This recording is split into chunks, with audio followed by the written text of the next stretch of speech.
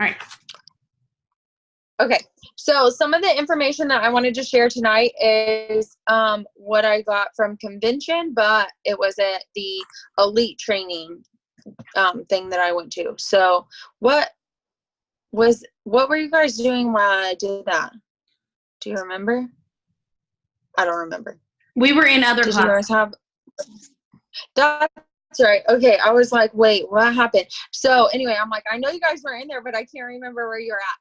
But I was looking back through some of my notes, and I was like, I feel like this is really good information, and there's some good ideas in here. And some of them I feel like are things that I've started doing, and that will go over well, and it's easy to do, and whatever. So anyway, all right. So the girl, I don't remember. I think this was from Liz Doyle, but that might be wrong. But if you want to look her up, I'm pretty sure that's who it's from. But anyway, she was talking about the harvest mentality, which is something that I've always said, that what you're doing now in your business is going to pay off for the future of your business.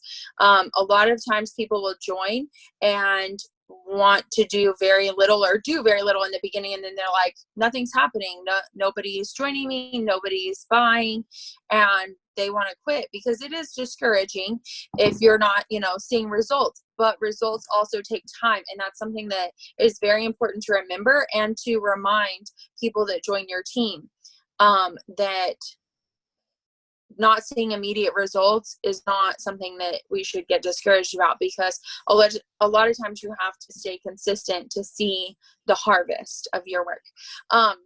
She said, success is the sum of small efforts repeated day in and day out. And it's the small things that add up to be the big things. And I really liked that, because it's really true. When you're staying consistent, when you're working hard, when you're, repeating the small things, like posting in your VIP every day, which I need to get better about, and posting on your main wall every day and things like that, that's going to turn into big things. People see your consistency and they reward that with their purchases. And she was talking about the effective frequency method, which is customers needing to see your post. I had always heard 6 times or more before they decide to act on it, but she was saying it's actually anywhere between 6 to 20 times before people will make an action on it. That sometimes it takes that many times before they decide that they want to purchase, they want to join, that they want to do anything. And I personally think that sometimes it's even different types of posts that appeal to them. If you word something one way, they're like, oh, that's interesting, but I'm not really interested in that today. And then you post a different picture, you post a different, wording, and they're like, okay, wait a minute, I do want to try that. So, staying consistent is important. And then this is what I really like, and this is what I really wanted to make sure I shared, was she was very big on whether you're talking about collections, whether you're talking about the kudos, whatever it may be, naming it on your own. She asked us in the room, and I thought it was really funny. She was like, if you, no, I don't even know what she asked. Never mind. Scratch that. But anyway, she was pretty much saying, if you are not a unique girl, you don't know what a kudos is. So every time we post and we're like, we got a new kudos, people are like, what's that? I don't know what that is. Is that a brush? Is that special? Is that they don't know. So, and I've had people say that before. If I'm like, oh, the kudos is blah, blah, blah. They're like, what's a kudos? And I'm like, oh, okay. So backtrack. So she says that she never calls it a kudos, and she had tons of cute images and stuff and graphics that she had made that showed what she's done with it, but I'll kind of explain.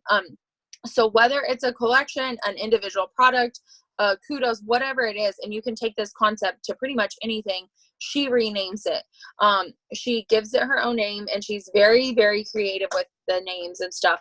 But if it's her birthday that month, she does a birthday bundle. And even if it's a collection that Younique already has put together, it's her birthday bundle with her favorite products in it, and people are buying it to help celebrate her birthday. So anyway, whatever it is, she makes it her own. And I started that this month with the kudos that we have.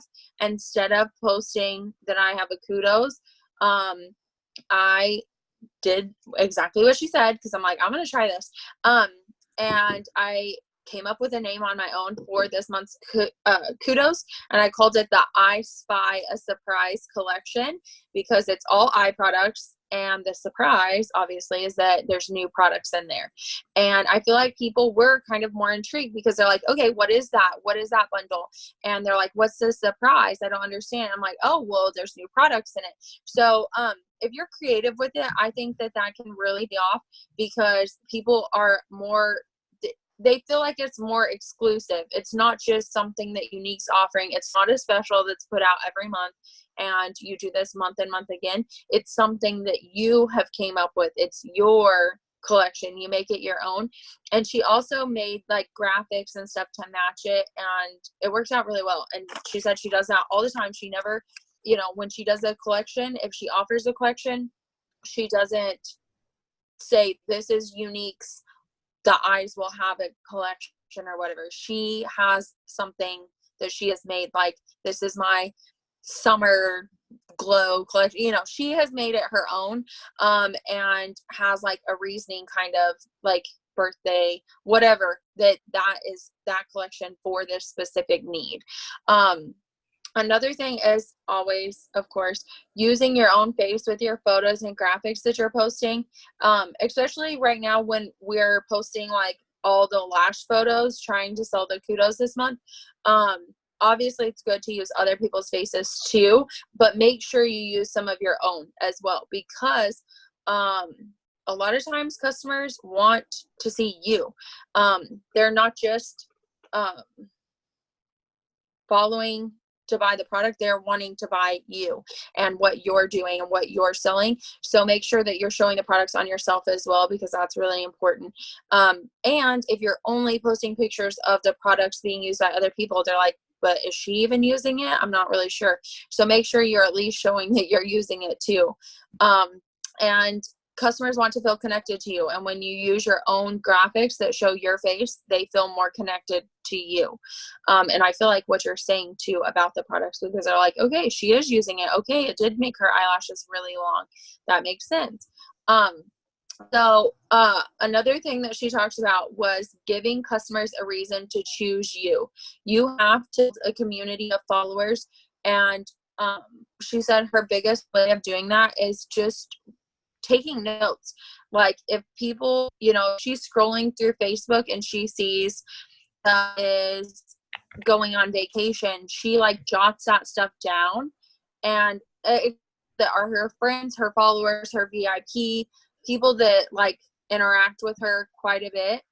And so then when she's on a live video and Samantha comes on, she knows, oh, Samantha just went on vacation. And on the video, she's asking, hey, girl, how was your vacation? Like, she's making it very personal, and people can relate to her. They feel like she's a friend, not just someone trying to sell her something. So try and, really build that group of a community, I guess, more than just people following you. And yeah, that's pretty much it. Just repeating the small actions over a long period of time will build the big results. So anyway, that's pretty much all I have. Do you guys have anything to add to that? If not, we'll cut the recording. I mean, that made perfect sense. That's something that I have heard before, not calling it a kudos. And when you said 6 to 20 times that someone needs to see something before they join, you said sometimes I think it's in the way you post it, like that specifically. I think that sometimes it's also that they need to see it posted a certain way 6 or more times. So it might, they might see we post, right? And even like in my VIP, there's times when I'll post about something over and over and over again, but I'm also throwing in other posts, right? Like, so I'm posting about the brow palette and lip stain and mascara and all these other things. And all they're really interested in is the brow palette, but I only post about it like once a month. So it may take them 6 months to get around to ordering it because that's the sixth time they've heard me like seen about it.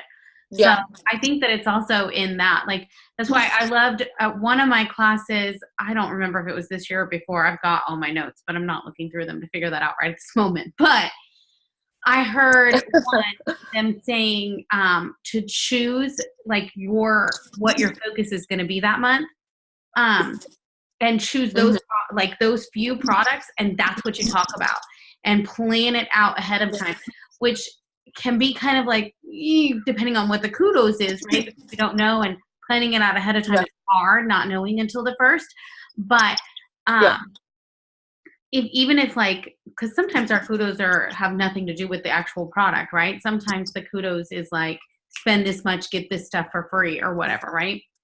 So if you have like a plan in place, you can throw that plan up whenever the kudos isn't revolving around specific products, but choose like your favorites and pick 3 to 5 and let that be all you talk about all month long. Like don't. And I've heard that with the shopping links too, or like creating the looks.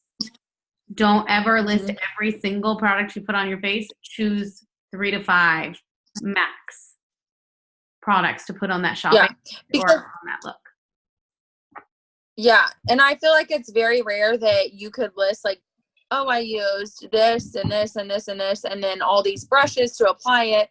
And I also use this for my skincare before I did this. It's very rare that someone's gonna be like, yeah, I'll take all of that. Like, that's not gonna happen. They want just a few things to get started. Most people can only afford a few things right at that moment. So if you kind of narrow it down anyway to just a few of the favorite items or the highlight items, or give them, a foundation, a mascara, and a lip product, at least they have somewhere to build. And that's where I really like and think that it's important to oh no, you're fine. I was just gonna say, I think it's really important for products like the brow palette and things like that you could use, or the bronzer, things that are like versatile, where you can say, you can use this as a bronzer, but you can also use it as an eyeshadow. You can put it, on your brows. You can do multiple things with it. Those kind of products are, I feel like, so key, because a lot of people, when they just have a certain amount to spend, that is a big seller for them, that they can, for now, use it to get by until they can buy the brow palette or buy eyeshadow palette or whatever, Okay, go for it. Sorry. Right. Well, and if you do, like, say you did, like you said, foundation, lipstick, mascara, you can call that like a 5-minute face. Or if you do bronzer, you could do bronzer and mascara and a bonbon and call that your summer, face or whatever. But you can choose like your highlights. So even if you put on a full face of makeup and the picture attached to the look is a full face of makeup, you can make it just your eye look is all that's listed as products you used for that look. And I think if you do that and you're spending the whole month like focused on these specific products, by the end of the month, you're going to have exposed people 6 to 20 times to those products. And I think that's probably the biggest, one of my biggest is that I don't talk about them close enough together often enough. Yeah. Another thing that I was going to say is whenever she first started talking about like naming stuff its own name, I was a little not concerned, but I was like, okay, how's that going to work out? Because then if somebody sees, the I Spy bundle is what I'm calling our I Spy surprise bundle, and then they go on my website like, oh, I want that bundle, and they're trying to find it, where are they going to find it? How are they going to know this is what I'm looking for? But I really feel like the personalized shopping cart thing would be big for this, because you can share that link directly with them and they don't get lost. If you've called a collection something else, you can make sure in the comments of where you're posting about it, you could probably share the link directly to that collection so they know where to go. They don't go to the website and they're like, I can't find her summer collection. I don't know where where's that at? I mean, obviously, I'm sure if they're really interested, they're going to be messaging you about it anyway. Like, where would I find that? And you can send it over. But I think that the personalized shopping link could really come in handy when you're kind of giving things your own name. So I wanted to throw that in there, because at first I was like, how is that going to work? But I love that. All right, I'm going to stop the recording Um, now. okay.